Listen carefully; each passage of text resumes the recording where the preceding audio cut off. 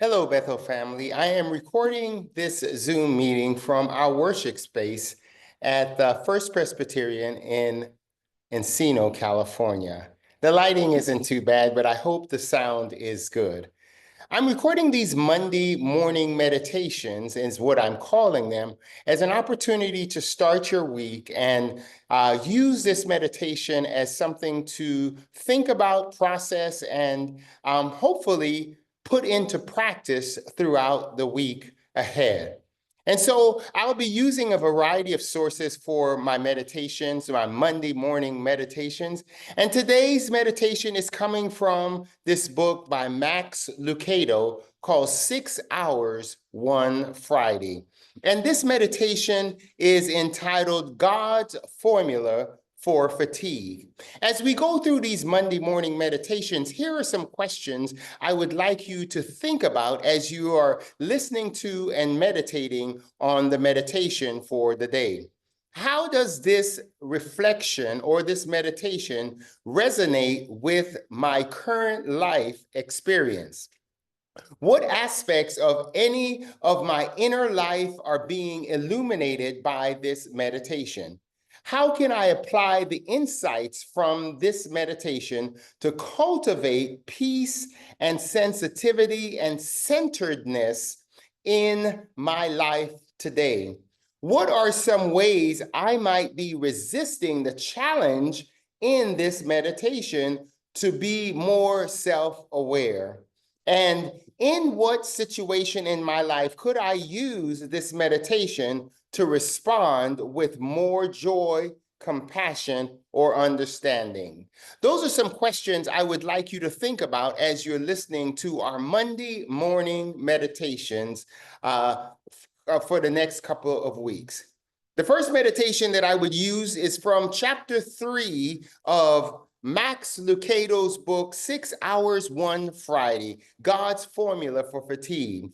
It's late. It's past bedtime hour. They think I'm studying. They think they're going to sleep.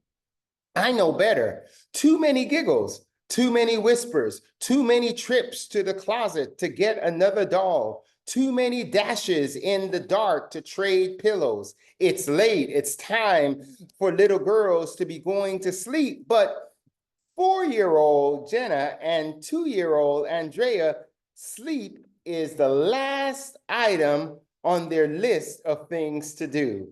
Here's the list. Andrea still needs to flip on her back and let her feet hang out of the crib a little bit.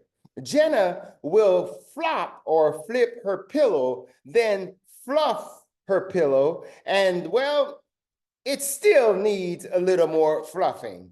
Andrea will scout from one side of the bed to the other side of the bed. Jenna has yet to count her fingers in whispers and pump her make-believe bicycles. And before sleep settles over them, more juice will be requested.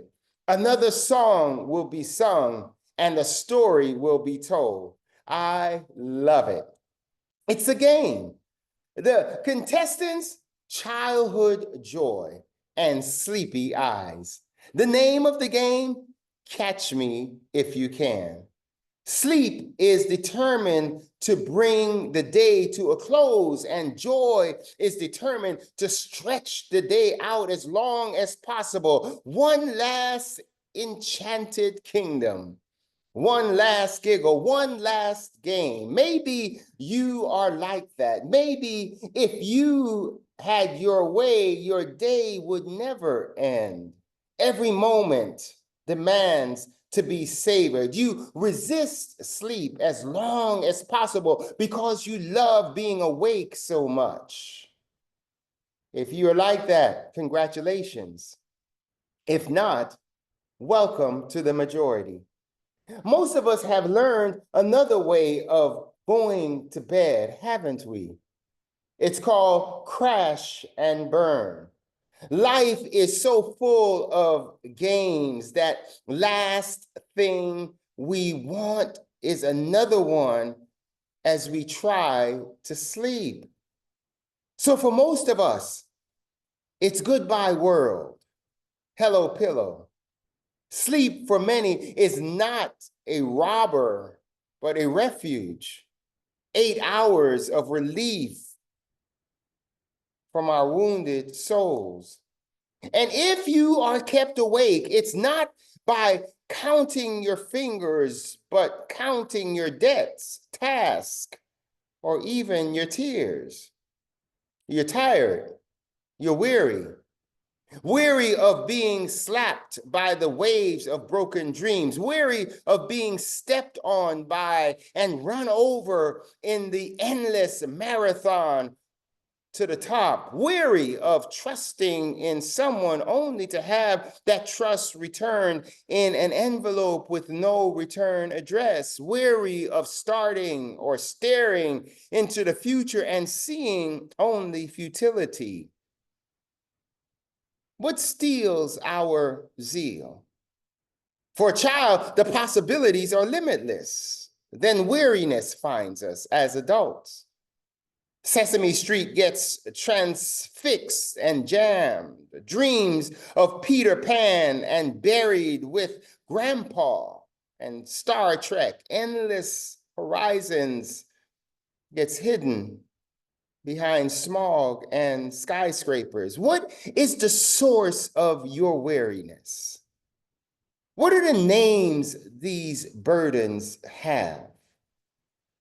In this book, we're looking at 3: futility, failure, and finality. 3 F's on the human report card. 3 burdens that are too big for any back, too heavy for any tricep. 3 burdens that no one can carry alone: futility, failure, and finality.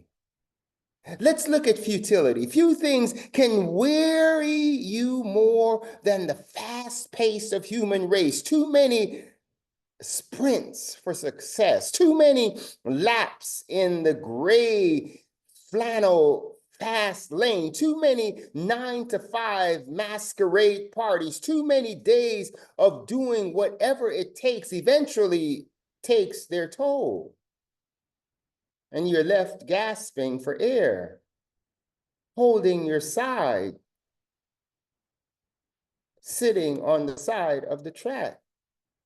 And it isn't the late night report or countless airports that sap your strength as much as it is the question you dare not admit that you are asking yourself: is it worth it?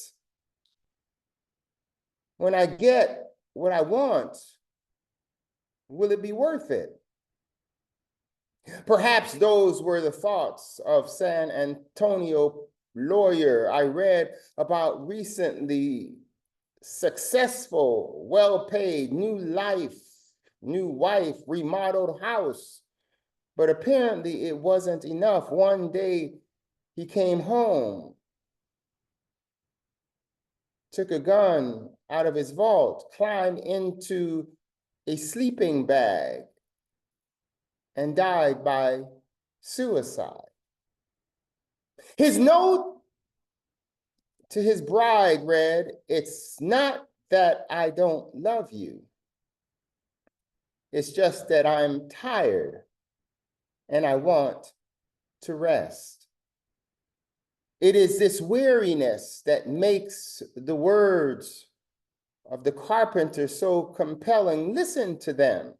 "Come to me, all ye that are weary and heavy burden, and I will give you rest." Come to me, the invitation to come to Jesus. Why Jesus?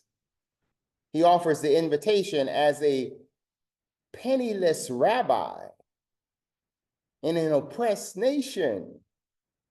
He has no political office, no connections with authorities in Rome. He hasn't written a bestseller, earned a diploma, yet he desires to look into the leathery faces of farmers and the tired faces of housewives